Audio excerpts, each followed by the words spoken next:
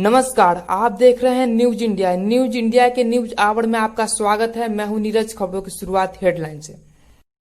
लद्दाख में चीनी सेना से झड़प, भारतीय सेना के एक अधिकारी और 2 जवान शहीद। भारत में कोविड-19 मामले में तादाद 3.43 लोगों की संक्रमित। सोनिया ने पीएम मोदी को लिखा पत्र, पेट्रोल डीजल बढ़ाने की कीमत को वापस लेने की मांग। वैज्ञानिक का दावा, सूरज ग्रहण पर खत्म हो सकता है कोविड-19 वायरस। दिल्ली में कोरोना सेंटर में लगाए जाएंगे सीसीटीवी कैमरे। अब खबरें विस्तार से। भारत और चीन के बीच लद्दाख सीमा पर दोनों सेनाओं के बीच सोमवार देर रात झड़प हो गई, जिसमें भारतीय सेना के एक अधिकारी और 2 जवान शहीद हो गए।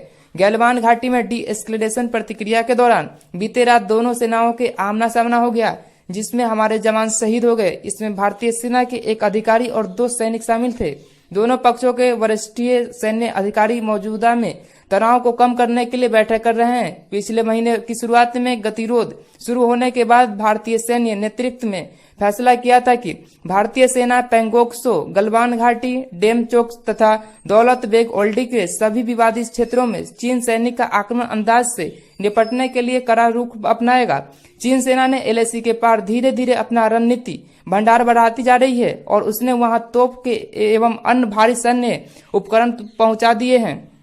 भारत और कांग्रेस अध्यक्ष सोनिया गांधी ने पेट्रोल और डीजल की कीमतों में लगातार हो रही बढ़ोतरी से जुड़े फैसले को असंवेदनशील करार दिया है। सोनिया गांधी ने प्रधानमंत्री नरेंद्र मोदी से आग्रह किया कि कोरोना महामारी के समय लोगों को परेशानी को बढ़ाने वाली इस बढ़ोतरी को वापस लिया जाए। प्रधानमंत्री ने लिखे पत्र में उन्होंने यह भी कहा है कि सरकार पेट्रोल डीजल की कीमत बढ़ाकर 2,60,000 करोड़ रुपए की अतिरिक्त राजस्व जुटाने का प्रयास कर रही है। लेकिन जब प्रधानमंत्री देश में लोगों के आत्मनिर्भर होने की उम्मीद करते हैं तो ऐसे संकट में समय में लोग वित्तीय बोझ डालना उचित नहीं है।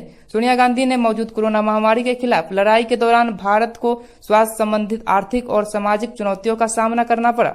मुझे इस बात का पीड़ा है कि ऐसे मुश्किल समय में सरकार ने पेट्रोल और डीजल की कीमत बढ़ाने का असंवेदनशील निर्णय लिया है। कांग्रेस अध्यक्ष सोनिया गांधी देश की राजधानी दिल्ली में कोरोना वायरस का कहर काफी तेजी से पांव पसार रही है। दिल्ली में स्वास्थ्य मंत्री सत्येंद्र जैन को सोमवार की रात तेज बुखार और सांस लेने में दिक्कत होने पर Rajiv Gandhi super specialist hospital में एडमिट कराया गया।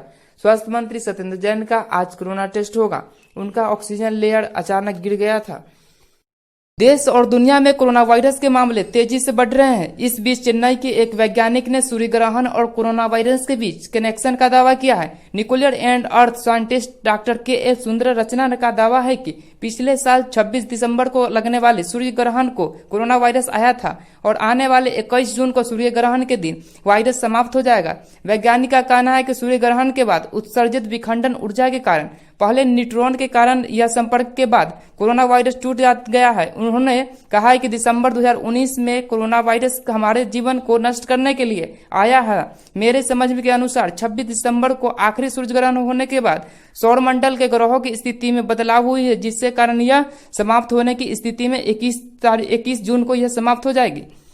देश की राजधानी दिल्ली में कोरोना के बढ़ते मामले को देखते हुए केंद्र सरकार ने भी कमर कस ली है। गृह मंत्री बुलाई और इसके बाद एलएनजेपी अस्पताल का दौरा किया। इसके बाद उन्होंने दिल्ली के मुख्य सचिव राष्ट्रीय राजधानी के प्रत्येक अस्पताल में कोविड-19 वार्ड में सीसीटीवी कैमरा लगवाने और संक्रमित मरीजों को बिना किसी रुकावट खाद्य सामग्री मुहैया कराने के लिए वैकल्पिक कैंटीन बनाने का निर्देश दिया।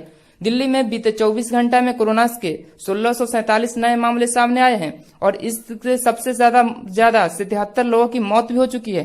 दिल्ली में कोरोना के अब तक 42,829 मामले सामने आए हैं। बीते 24 घंटा में 604 मरीज ठीक भी हुए हैं। वहीं अब तक कुल 16,427 मरीजों की इलाज के बाद अस्पताल से छुट्टी मिल चुकी है। पिछले 24 घंटा में 73 मरीजों की मौत हुई है, जो कि 24 घंटा में अब तक के सबसे ज्यादा है। दिल्ली में अब तक 1400 से ज्यादा मरीजों की मौत हो चुकी है। बीते 24 घंटा में 6,105 टेस्ट हुए हैं, जबकि रविवार के हेल्थ बुलेटिन के मुताबिक उसमें पहले 24 घंटा में 7,353 टेस्ट हुए थे और दिल्ली में अब तक कुल मरीजों की संख्या 25,002 है। अभी खबर मिली है कि दिल्ली के स्वास्थ्य मंत्री सत्येंद्र जैन को कोरोना वायरस की रिपोर्ट निगेटिव पाई गई है। डॉक्टर ने बताया है कि फिलहाल उनकी हालत स्थिर है, हालांकि उनकी अभी भी बुखार है। सत्येंद्र जैन को तेज बुखार और सांस लेने में तकलीफ की वजह से उन्हें राजीव गांधी सुपर स्पेशलिस्ट अस्पताल में भर्ती कराया गया था, जहां उनकी कोरोना की टेस्ट हुई और कोरोना टेस्ट निगेटिव आई। आज के बुलेटिन में बस इतना ही। बने रहिए आपके अपने चैनल न्यूज इंडिया पर। धन्यवाद।